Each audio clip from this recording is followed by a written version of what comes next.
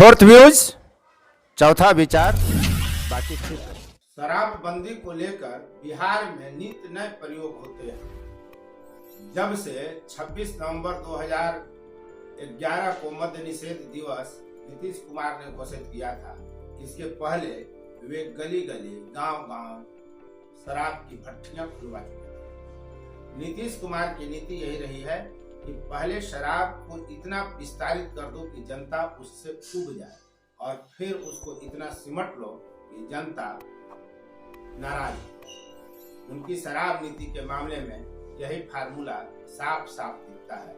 जब से शराबबंदी उन्होंने 2015 में नई सरकार महागठबंधन की बनी थी तब से लागू किया और तब से अब तक न जाने कितने 100 बार इसमें नियम कानून में बदलाव लाए गए। अब नया तरीका यह लाया गया है कि सतत जीविकोपार्जन के तहत जो 60,000 रुपए ताड़ी बेचने वालों को नीरा बेचने के लिए प्रोत्साहित करने के लिए दिया जाता था, अब उसकी राशि 1 लाख रुपए कर दी गई है। नीतीश कुमार ने बिहार की राजधानी पटना में भाषण दिया इस मुद्दे पर और कहा कि हमने 1,47,000 परिवारों को सतत जीविकोपार्जन के तहत लाभ पहुंचाया है। उन्होंने पूरा फार्मूला बता दिया कि शराबबंदी से क्या लाभ है।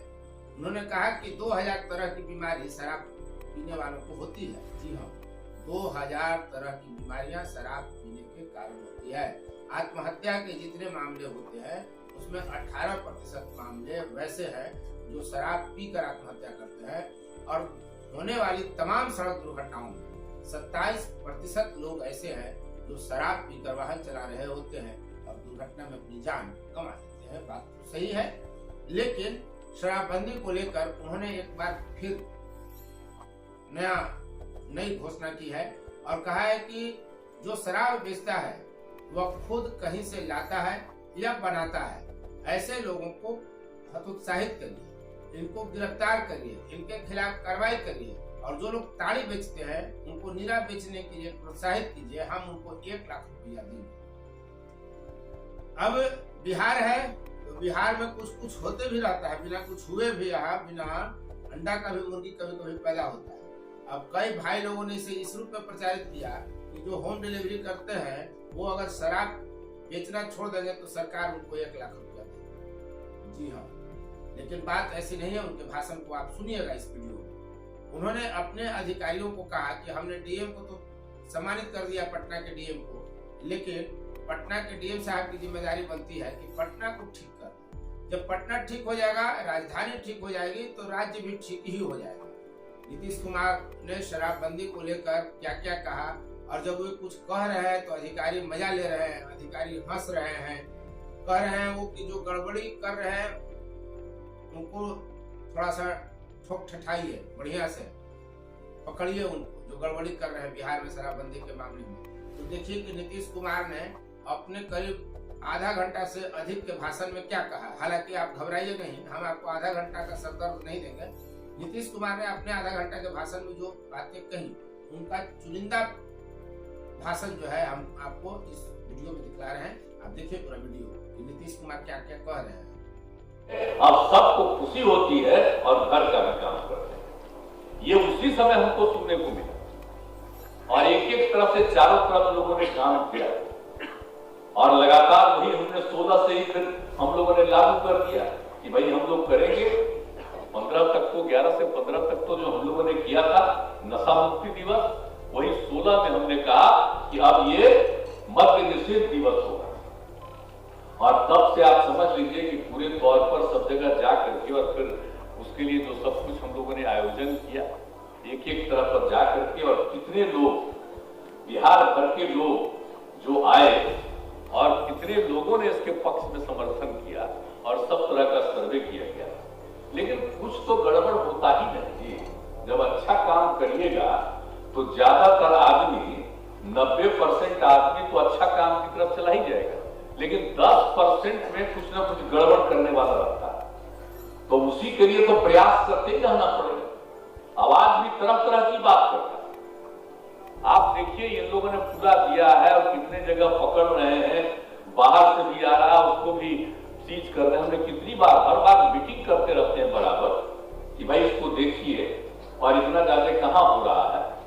तो इन सब चीजों चीजों को लेकर के ये कार्रवाई कर रहे हैं, तो ये सब तो हो ही रहा। और फिर नीरा का कितना उत्पादन हुआ इसका और कितना फायदा हुआ लोगों को। और आप सोचिए ये सब चीज है। और जब लोग भी शराब से जुड़े हुए थे और वो उसके काम को छोड़ करके दूसरे तरफ किए, तो हम लोगों ने तो 2018 में सतत जीविकोपार्जन योजना शुरू किया था। गरीब गुरबे के लड़कों, बच्चियों, लड़कियों के लिए, महिलाओं के लिए, जिनको कोई चीज से मतलब नहीं था, उन लोगों को प्रेरित करने के लिए हम लोगों ने सतत जीविकोपार्जन योजना शुरू किया था कि अगर इसमें होगा तो सतत जीविकोपार्जन योजना का और एक्सपेंशन किया कि अगर कोई ताड़ के पेड़ से ताड़ी को छोड़ करके अगर नीरा पर लगेगा तो उसको हम लोग देंगे कि और काम करने के लिए आपको 1 लाख रुपए तक की मदद दी जाएगी सरकार की तरफ से, ताकि ये काम करिए। अब जरा बोलिए, सरकार इतना मदद दे रही है, अब तब भी कुछ लोग क्या कर रहा है भाई? जगह जगह लोग अपना कर रहा है, क्या मतलब है? आपको अगर आप जान रहे हैं कि ताड़ी कोई फायदे की चीज है, शराब से जुड़ा हुआ चीज है, और नीरा कितना लाभ देने वाला चीज है लोगों को, और अब नीरा कितना लोग पीते हैं, टहलते जाते हैं, लोग करते हैं, और कितना अच्छा होता है उससे उसका काम। तो नीरा का उत्पादन है, और आप लोग उस काम को छोड़ करके, या कोई भी लोग शराब से जुड़े हुए, उसके लिए हम लोगों ने किया है कि भाई पकड़ाते हैं, गिरफ्तारी होती है, बहुत लोग परेशान होते हैं।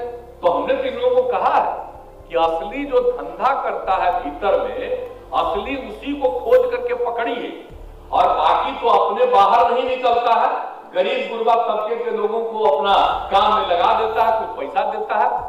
तो वैसे सब लोगों को आप जोड़ लीजिए, जो गड़बड़ी करता है उसको पकड़ करके जेल में भेजिए, और जो वैसे लोग जुड़े हुए हैं उन सब लोगों को प्रेरित करिए, कहिए कि भाई हम आपको मदद कर रहे हैं, किसी भी परिवार को 1 लाख रुपया तक का मदद करेंगे, आप कोई दूसरा काम शुरू करिए। अब कोई दूसरा काम शुरू करेगा तो कितना बढ़िया होगा।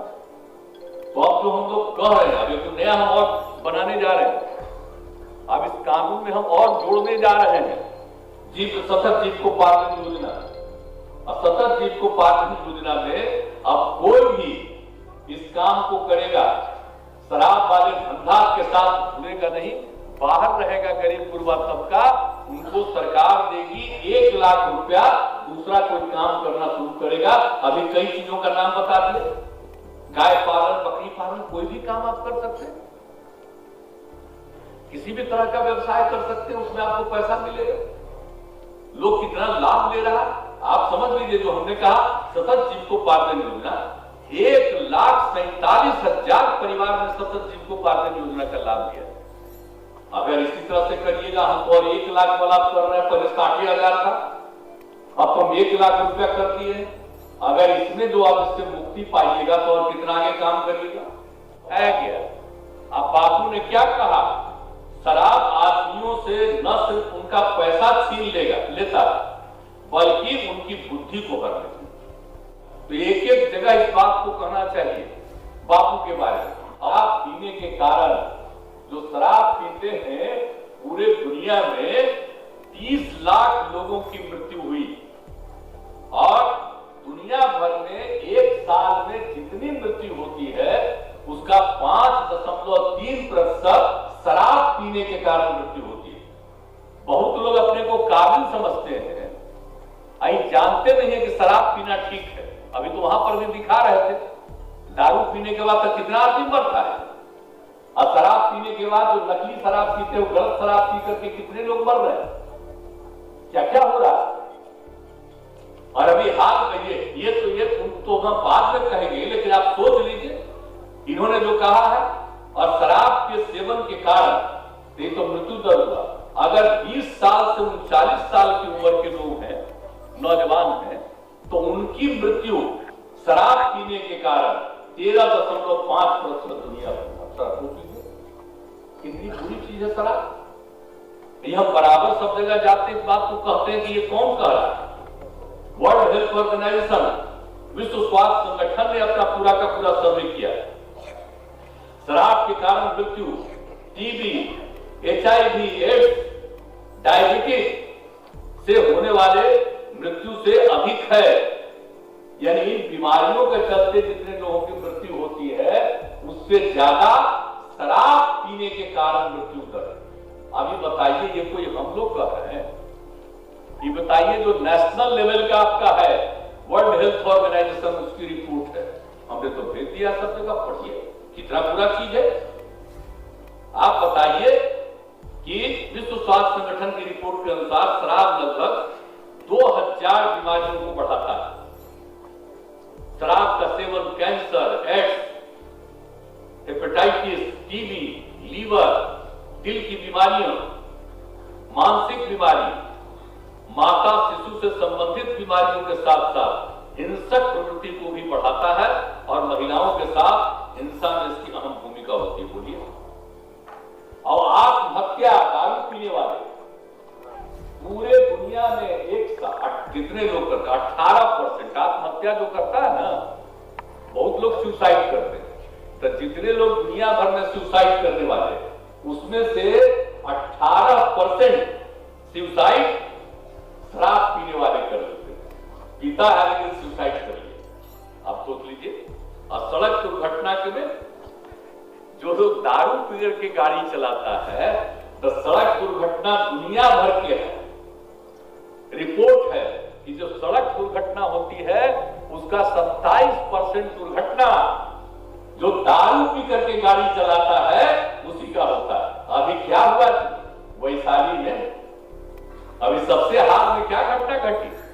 एक दुर्घटना कर दिया और 8 लोगों की मृत्यु हो गई। आप जरा बोलिए, उसका पता चला कि जो गाड़ी चला रहा था वो शराब पिए हुए। शराब के धंधे में जो लग गए, जो हमने पहले बता दिया, और उन सब लोगों को आइडेंटिफाई करिए और उनको ऑफर दीजिए कि हम आपको 1 लाख रुपए का मदद करेंगे, आप शराब के काम से मत जुड़े रहिए।